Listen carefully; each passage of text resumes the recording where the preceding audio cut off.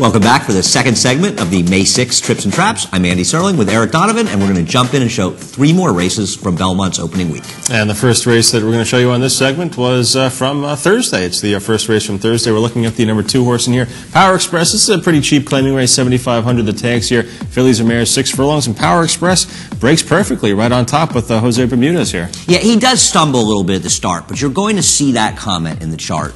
And I don't want you to, sometimes stumbles are funny things. Sometimes a horse will stumble at the start and it'll affect him very negatively, and sometimes you really can barely tell. Even in the head-ons, it doesn't seem to affect him, and especially if it doesn't rattle them. And I don't think this horse was badly affected by the stumble, but as you're going to see very shortly, she will be affected by much other trouble.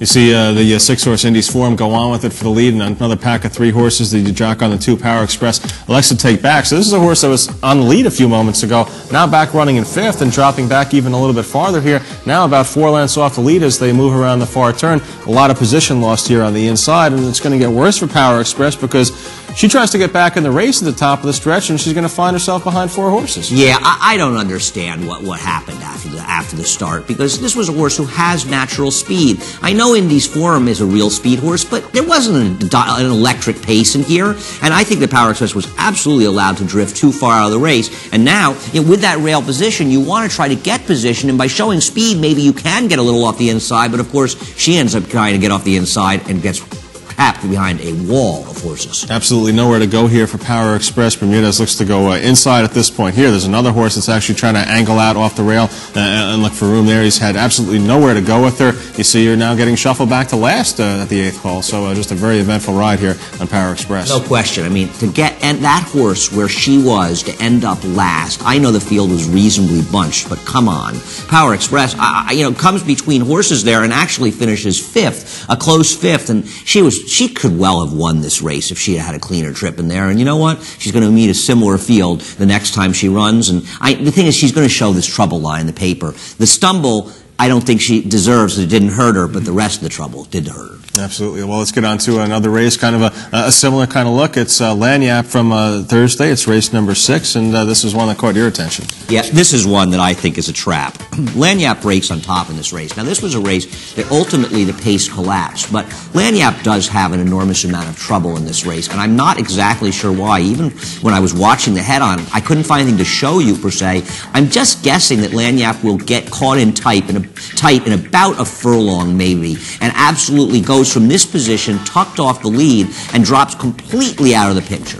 Yeah, we've seen it a lot of times so far just on this show, horses like this getting bad trips inside. We haven't had really anyone steadying being wide or making that big 5 or 6 wide move around the turn. It's been a lot of horses like this who get into some trouble on the inside. And Lani Yap here, that check and steady cost Lani Yap 6 or 7 lengths. I just don't know what happened. Now, it is worth noting that the winner of this race, a first-time starter, comes from dead last, and pay attention to that horse and they turn for home. So the race did collapse up front, but Lani Yap could have expanded just as much energy and been 4 or 5 lengths closer, and I think if that had happened, Lani Yap would have won.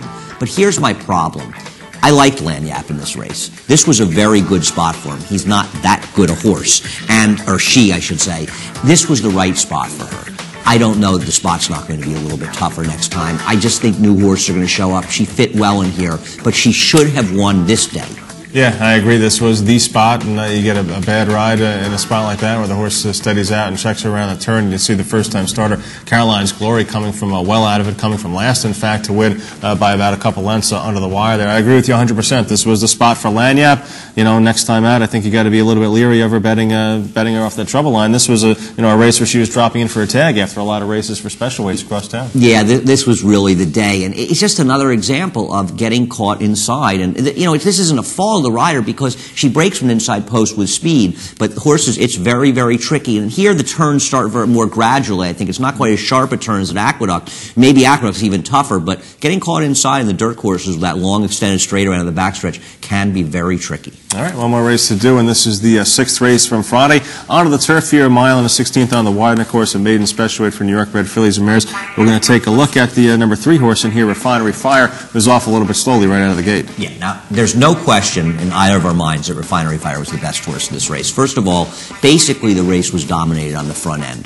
The first, third, and fourth horses were all, up close, and even the 5th horse is dropping back. It's about 5th right now. They were close, and Refinery Fire will drop out of the picture, and we'll pick her up again again here.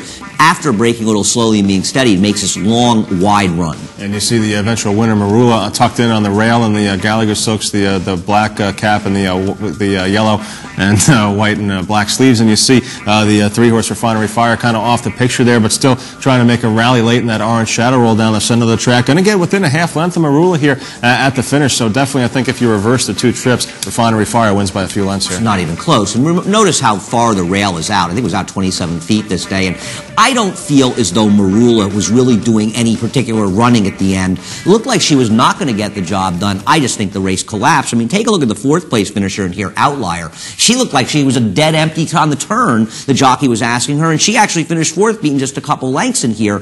This race collapsed in the end. Now, that helped Refinery Fire, but still she was the only one to close.